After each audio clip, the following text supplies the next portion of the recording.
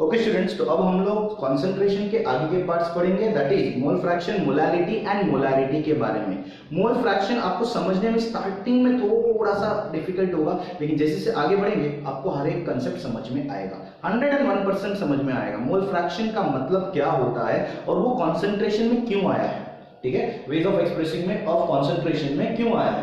तो mole fraction x से denote करते हैं, किससे डिनोट करते हैं बच्चे लोग, x से, किससे, x से। Now what is mole fraction? The number of moles of solute or solvent to the total number of moles of particles present in the solution. The number of moles of solute or solvent, the number of moles, मैं definition लिख देता हूं, मतलब समझने में दिक्कत नहीं होगा, moles of solute or solvent to the total number of moles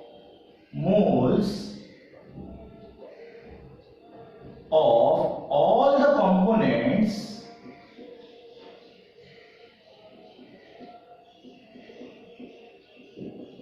present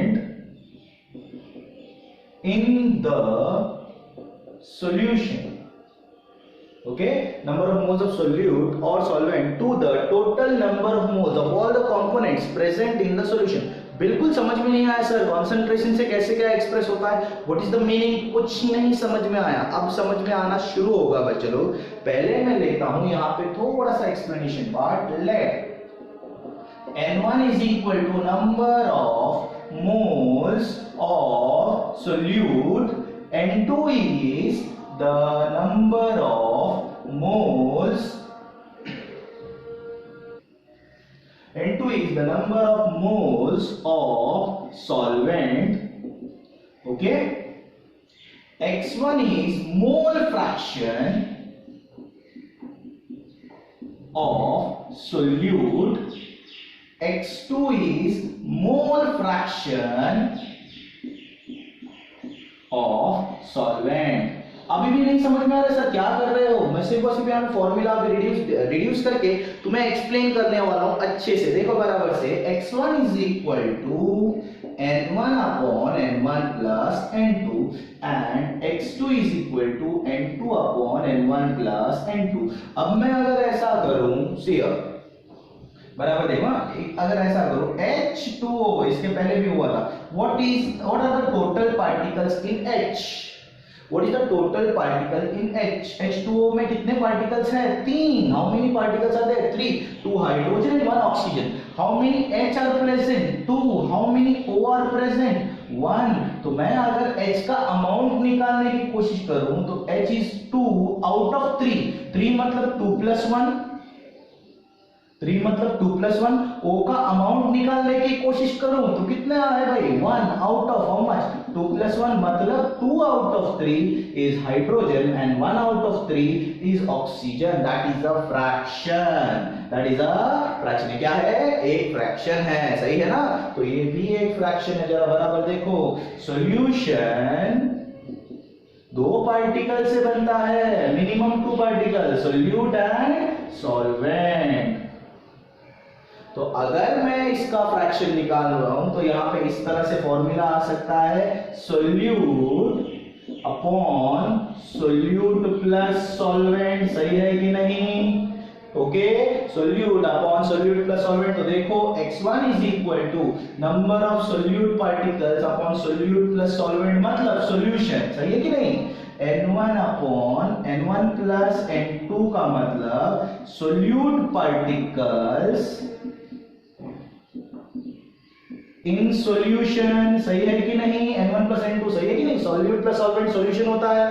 तो मुझे बताओ सोल्यूट पार्टिकल्स इन सॉल्यूशन, अगर सोल्यूट पार्टिकल्स कम है तो सॉल्यूशन डाइल्यूट मतलब लेस कॉन्सेंट्रेटेड, और अगर सोल्यूट पार्टिकल ज्यादा है तो मतलब क्या है, मोर कॉन्सेंट्रेटेड, सही है, ठीक है। फिर से एक बार, अगर सोल्यूट पार्टिकल सॉल्यूशन में कम है, सोल्यूट पार्टिकल्स क्या है, सॉल्यूशन में कम है, तो डाइल्यूट मतलब लेस कॉन्सेंट्रेटेड, सही है, और सोल्यूट पार्टिकल्स बहुत ज्यादा है तो कॉन्सेंट्रेटेड सॉल्यूशन, सही है। यहां पर भी इसके भी एक्सप्लेन कर सकते हैं, अगर सॉल्वेंट पार्टिकल्स कम है, सॉल्वेंट कम है मतलब सोल्यूट ज्यादा है, solvent n2 is the number of moles of solvent, सही है ना, सॉल्वेंट पार्टिकल्स कम है तो क्या हो जाएगा, कॉन्सेंट्रेटेड सॉल्यूशन, सोल्यूट ज्यादा है ना मतलब, सही है।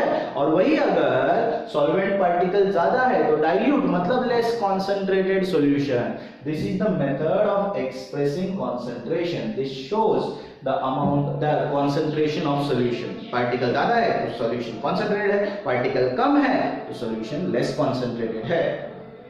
अगर मैं यहाँ पर x1 प्लस x2 करता हूं तो n1 upon n1 plus n2 plus n2 upon n1 plus n2 हो जाएगा। देखो x1 plus x2 is equal to n1 upon n1 plus n2 plus n2 upon n1 plus n2, लेकिन यहाँ पे denominator same है तो x1 plus x2 is equal to n1 plus n2 upon n1 plus n2। तो अगर मैं यहाँ पे देख रहा हूँ दोनों कैंसिल हो जाएगा, डिनोमिनेटर सेम है तो x1 plus x2 is equal to 1, x1 plus x2 is equal to 1।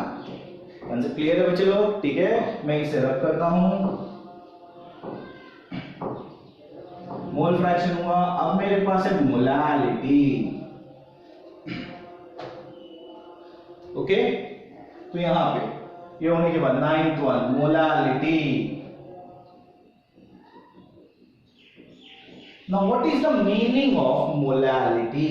The number of moles of solute present in 1 kg of solvent। सुनो फिर से एक बार, सोल्यूट जितना प्रेजेंट है 1 किलोग्राम सॉल्वेंट में, सुनो फिर से एक बार, 1 किलोग्राम सॉल्वेंट में जितना सोल्यूट प्रेजेंट है, 1 किलोग्राम सॉल्वेंट में जितना, सीधी सी बात है, अगर सोल्यूट कम है तो लेस कॉन्सेंट्रेटेड और सोल्यूट बहुत ज्यादा है तो मोर कॉन्सेंट्रेटेड, सही है ना। That means it is a method of expressing concentration.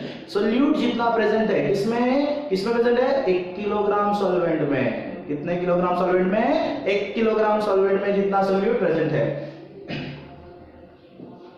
The number of moles of solute present in 1 kg of solvent,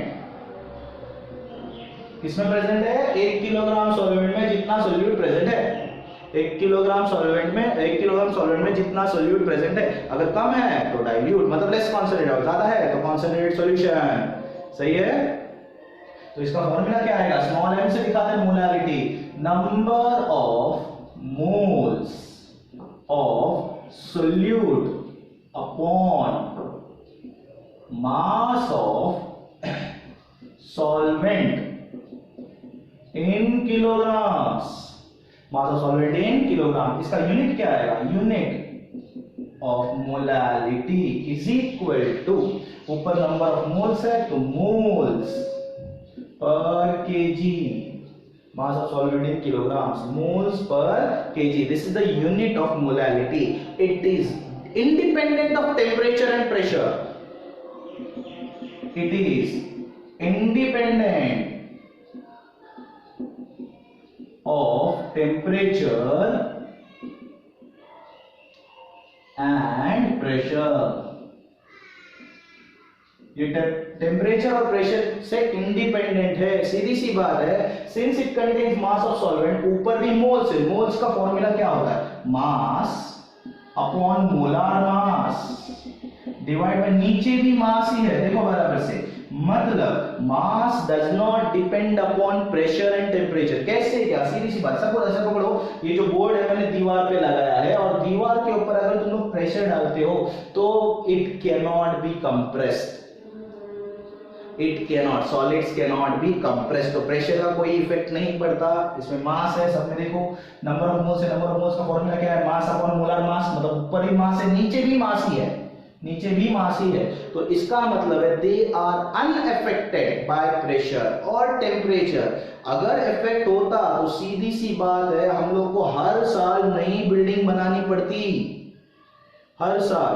अगर प्रेशर, पानी गिरता है, बारिश गिरता है, सही है कि नहीं, तो बारिश का प्रेशर से पानी सारे बिल्डिंग उसमें बह जाते हैं, बट ऐसा होता नहीं है, ऐसा होता नहीं है, राइट और नॉट बच्चे लोग। Therefore they are unaffected by temperature, है ना। बिल्डिंग वैसे समर सीजन में बिल्डिंग खड़ी की खड़ी रह जाती है, सही है, ओके। अब बच्चे लोग यहाँ पे है molality, 10th one molality. Now what is the meaning of molarity? 1 litre solution में जितने सोल्यूट प्रेजेंट है, the number of moles of solute present in 1 litre of solution. 1 litre solution में जितना सोल्यूट प्रेजेंट है, फिर से एक बार, 1 लीटर सॉल्यूशन में जितना सोल्यूट प्रेजेंट है, the number of moles of solute present in 1 litre of solution. Okay, अगर कम है तो डाइल्यूट और अगर ज्यादा है तो कॉन्सेंट्रेटेड।